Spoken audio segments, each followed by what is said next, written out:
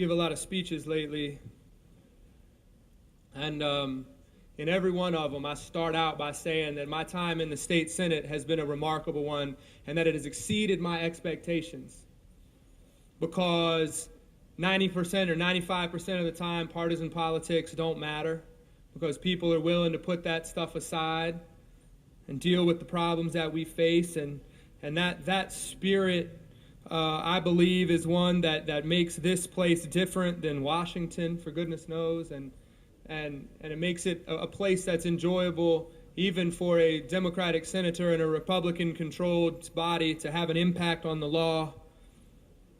And I've appreciated that very much. And I know many of you that are sitting here have worked with me on issues and spent a lot of time together trying to get it right. And every once in a while this place is usually works well, sometimes it's just broken. And this, I'm just going to talk about the process that we have gone through to get to this map. And I will tell you that this is an example of one of those times where this place is just broken. And I heard the senator from the 40th talk about, imagine if these people lived in your district. Well, let me tell you what, these people live in my district. More than half of the precincts in this map are in my district. And all of the people who live in unincorporated DeKalb between this proposed map and the cities that are there now are in my district.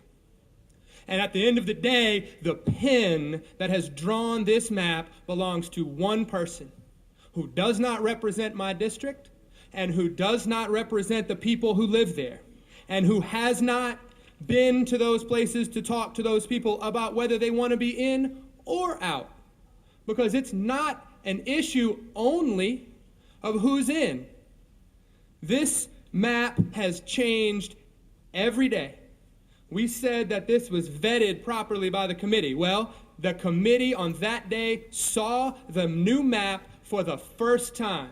No one else had seen that map, no member of the public in my district, no member of the public in the senator from the 40th district, no member of the public from the senator from the 41st district had seen the map on the day it was presented to the committee. In fact, they stood up and said, well, yeah, we added some folks. I'll tell you who they added. They added a lot of people who live in my Senate district, that live off La Vista Road, that live off of Briarcliff Road, that live in and around Toco Hills, that live in Mary Hills, that live in Victoria Estates. And you know why those people found out about it? Because they heard about it and from their friends who were sitting in the aisles at that committee meeting. My district, the people that I represent. And I stood up at that committee meeting and said I'd like to make a 2-minute comment, and I didn't get a chance to do that. Never have I had a chance until today to make a comment in public about this process that involves the people that I was elected to represent. Not until today. This is about one person drawing a map. And let me point out that this map is, again, new today. We had a meeting in Victoria Estates last week. Several people showed up. 52 people were there. 51 voted that they didn't want to be a part of this. And yet today, half, according to this new map, half of those people are in and half of them are out. Who made that decision? Who made that decision for the people who want to be out instead of the people who want to be in? One person made that decision who doesn't represent these people and who doesn't have anything to do with them in their regular life. And the big problem that I have with that, it's not a personal affront to me. I get those all the time down here. I don't understand the politics of that. My problem is this. All of those people who live in my district, all of those people who are left out of this map, I heard the senator from the 40th passionately say, imagine if those people were in your district. I am not going to let my people out. I'm not going to leave them behind. That's what he said, the senator from the 40th. I'm not going to leave those people behind. But you know what? All those people that live in my district, they get left behind. And the big problem is that the one person with the pen who is drawing the map for this district, they don't get to vote on his reelection or not because he doesn't represent those people. That's wrong. That's not how we operate. This is the reason we get elected, and the reason we're forced to take positions is because we then go back and confront the people that put us here, unless we've decided that we want to go on a foray into someone else's district, draw a map in someone else's district for people who will never cast a vote yes or no for me or him. Never. There is no accountability. That is not how this place works. It's broken. And it's not broken again. It's not broken because of me, for me. It's broken for those people who do not get a say in or out, and who do not get to vote one way or the other for the people who are drawing this map. The point that I would make is this. The very, very worst part of this is that the only crime that those people committed in order to get left out of this process where they have no voice, no right to vote. Remember, the people that are left out of this map do not get to vote.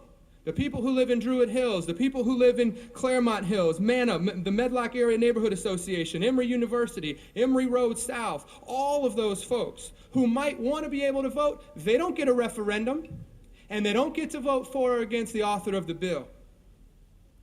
And the only crime, the only reason that those people are voiceless is because they're represented by a Democrat instead of a Republican.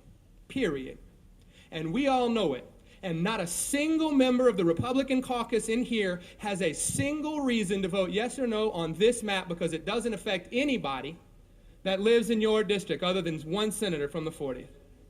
This doesn't affect anyone in any of y'all's districts.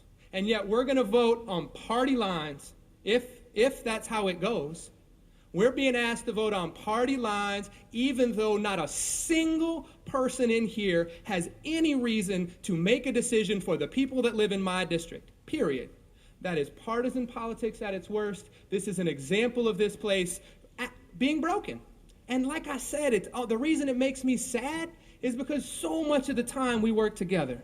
So much of the time we sit in the Judiciary Committee and we do things together. We sit in the Transportation Committee and we do things together. We sit on the public safety committees and do things together. And we sit in this body and do things together. And yet, every once in a while, we get an example of the only thing that matters is that when we've negotiated this throughout, we've had community meetings, we've had people come in and around from all sides discussing this, almost all of whom, as I said, live in my Senate district. And as we've discussed it, at the end of the day, the answer was always the same. Lakeside's not going to negotiate. They've got a Republican sponsor in the Senate, and all it takes is one Republican senator, and nothing else matters.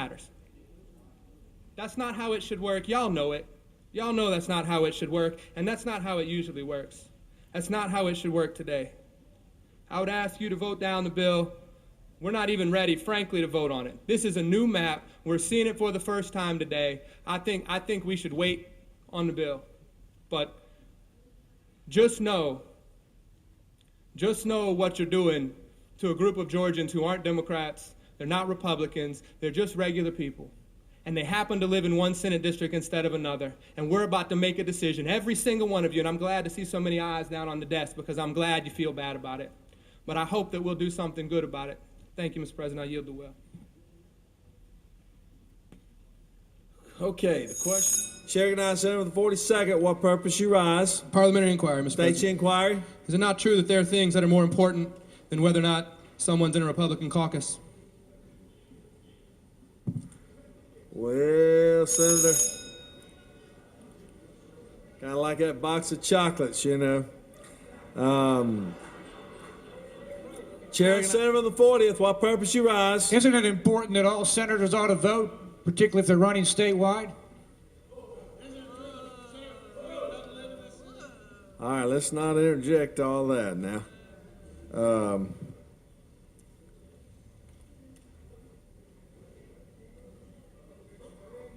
Oh, I didn't understand what you were talking about. Now I do. On the passage of the bill, the yeas are 32 and the nays are 17. And this bill, having received the Constitutional majority, is therefore adopted.